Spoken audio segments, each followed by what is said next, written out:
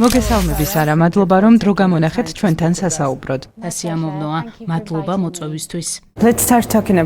მოდით საუბარი დავიწყოთ ღვინისა და ალკოჰოლური სასმელების კონკურსზე, რომელიც წელს ისევ ბრუნდება საქართველოში. თქვენი აზრით, რატომ არის მნიშვნელოვანი, რომ ასეთი პრესტიჟული ღონისძიება კვლავ აქ გაიმართოს?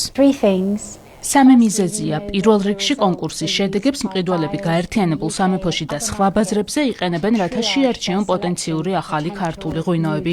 მეორეც, ეს კონკურსი აერთიანებს საერთაშორისო ჟიურის წევრებს, რომლებიც აფასებენ ღვინოებს და მესამეც, ის ასევე აერთიანებს ქართველი ღვინის ექსპერტებს საერთაშორისო ექსპერტებთან, რაც ხელს უწყობს ურთიერთობების გაღრმავებასა და ცოდნის გაცვლას. როგორ დაეხმარა ეს კონკურსი საქართველოს საერთაშორისო რეპუტაციის გაძლიერებაში, როგორც მყიდველებს, ისე მწარმოებლებს შორის? მისი გავლენა უზარმაზარია, მაგალითად ჩვენ ვიყენებთ ოქროსა და ვერცხლის მედლის მფლობელ ღვინოებს ბრიტანეთში, ჩვენ სარეკლამო კამპანიებში, როცა ამ ღვინოებს ვუჩვენებთ მყიდველებს ან სომელიეებს, შეგვიძლია ვთქვათ, რომ ისინი აღიარებულია პროფესიონალების მიერ, რაც ხარისხის მიმართ ნდობას კიდევ უფრო ამყარებს. რა ხდის საქართველოში ღვინის შეფასების გამოცდილებას უნიკალურს სხვა ქვეყნებთან შედარებით?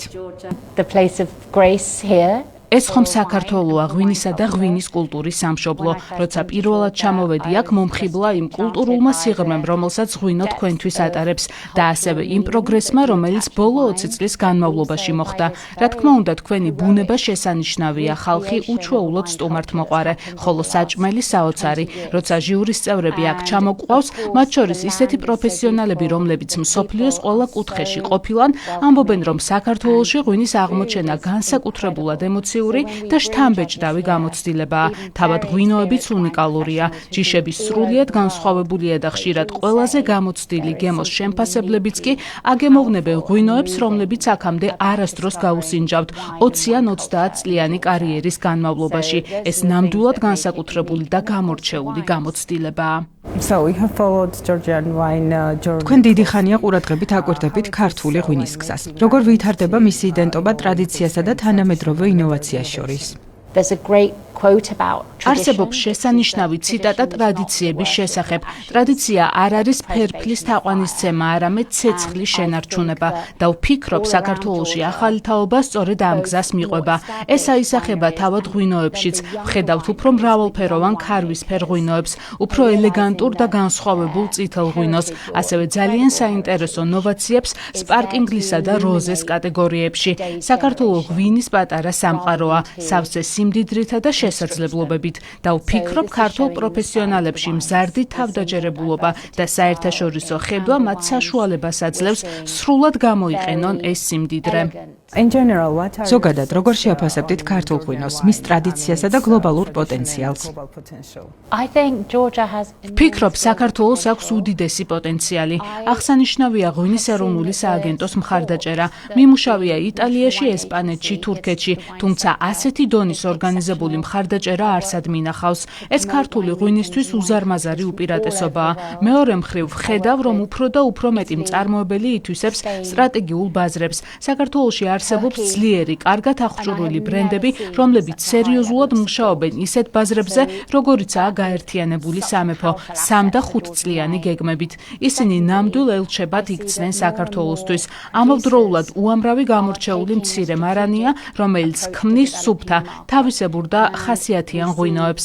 ასევე ჩნდება პროექტები, რომლებიც მიზნად ისახავს ქართული ღვინის პოზიციონირებას პრემიუმ კატეგორიაში. საერთო ჯამში ჩვენ ვხედავთ ქართული ღვინის კულტურის ახალდაბადებას.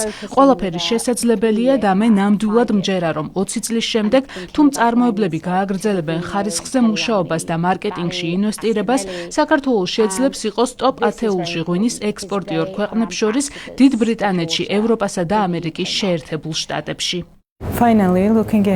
და ბოლოს უნდა გკითხოთ, რა სელით IWSC 2026-ისგან. რა განსაზღვრავს ქართული ღვინის მომავალს და რა გაძლევთ ყველაზე მეტ ოპტიმიზმს მისი გლობალური პოტენციალის მიმართ?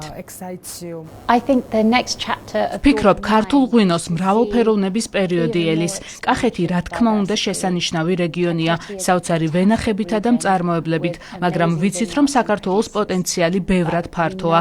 განსაკუთრებით საინტერესოა იმ რეგიონების გაღვივება, რომლებიც საბჭოთა წლებში ნაკლებად იყვნენ განვითარებულნი. წელს კონკურსი ბათუმში ჩატარდება. ახლახან დაუბრუნდი დასავლეთ საქართველოდან და აღფრთოვანებული დავჭი იქ წარმოქმნილი უნიკალური ცოცხალი ღვინოებით.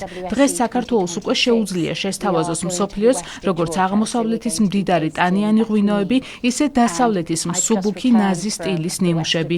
საქართველოს უპირატესობა არა მხოლოდ ამ საოცარ მრავალფეროვნებაშია, არამედ იმ სულიერებაში, პოეზიასა და კულტურულ მნიშვნელობაში, რომელსაც ღვინო აკატარებს.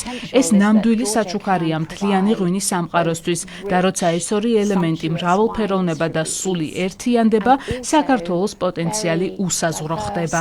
სასიამოვნო იყო თქვენთან საუბარი. მადლობა და წარმატებებს გისურვებთ. დიდი მადლობა.